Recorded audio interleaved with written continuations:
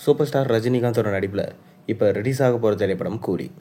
இந்த கூலி திரைப்படத்தில் நம்ம சூப்பர் ஸ்டார் ரஜினிகாந்த் தேவா என்ற கதாபாத்திரத்தில் நடிச்சிருக்காரு. ஆகஸ்ட் 14 ரிலீஸ் ஆக போகிற இந்த படத்துடைய 2வது சிங்கிள் சாங் குறித்து ஒரு சின்ன தகவல் கிடைச்சிருக்கு. அதை குறித்து இந்த தொகுப்பில் நம்ம பார்க்கலாம். வாங்க வீடியோக்குள்ளே போய் பார்க்கலாம்.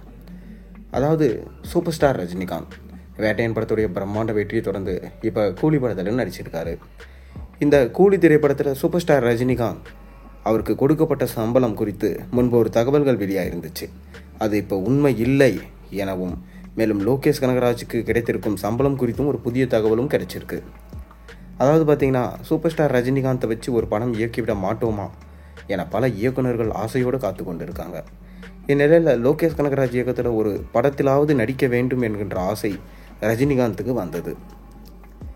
இதையடுத்து லோகேஷ் கனகராஜிடம் கதை கேட்டு சூப்பர் ஸ்டார் ரஜினிகாந்த் நடித்திருக்கும் படமே கூலி. சன் பிக்சர்ஸ் நிறுவனம் தயாரித்திருக்கும் கூலி படத்தை ஆகஸ்ட் 14 ரிலீஸ் செய்ய திட்டமிட்டிருக்காங்க. ரஜினியின் கூலி படத்திற்கு அவரின் தீவிர ரசிகரான அனிருத் இசையமைச்சிருக்காரு. இந்நிலையில் கூலி படத்திற்காக ரஜினிகாந்துக்கு 280 கோடி, லோகேஷ் கனகராஜுக்கு 60 கோடியும் கொடுத்திருக்கு சன் பிக்சர்ஸ் நிறுவனம் என தகவல்கள் வெளியானது. சூப்பர் ஸ்டாருக்கு எத்தனை கோடி கொடுத்தாலும் தகும் என தெரிவித்தாங்க ரசிகர்கள். அதே சமயம் லோகேஷ் கனகராஜுக்கு ரஜினியால் லைஃப் டைம் செட்டில்மெண்ட் கிடைத்து விட்டதா பேசப்பட்டது. ஆனால் அந்த தகவலின் உண்மை இல்லை என்று சொல்லப்படுது. கூலி படத்தின் பட்ஜெட் 350 கோடி.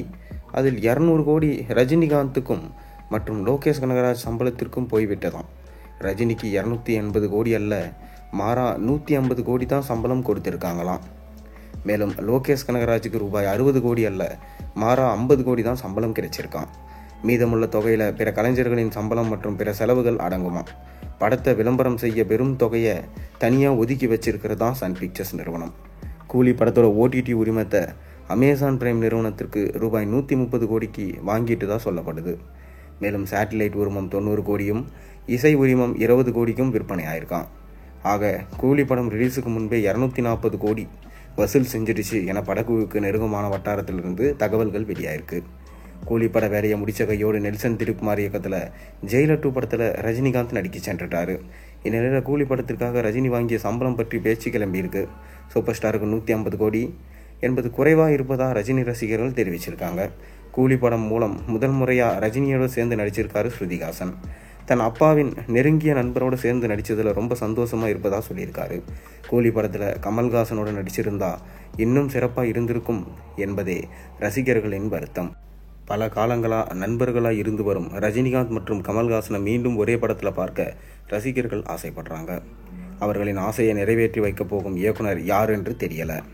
மேலும் சூப்பர் ஸ்டார் ரஜினிகாந்த் நடிச்சிருக்கும் இந்த கூலி படத்துடைய 2வது சிங்கிள் பாடல் அடுத்த மாதம் ரிலீஸ் ஆக போகிறதா தகவல்கள் கிடைச்சிருக்கு.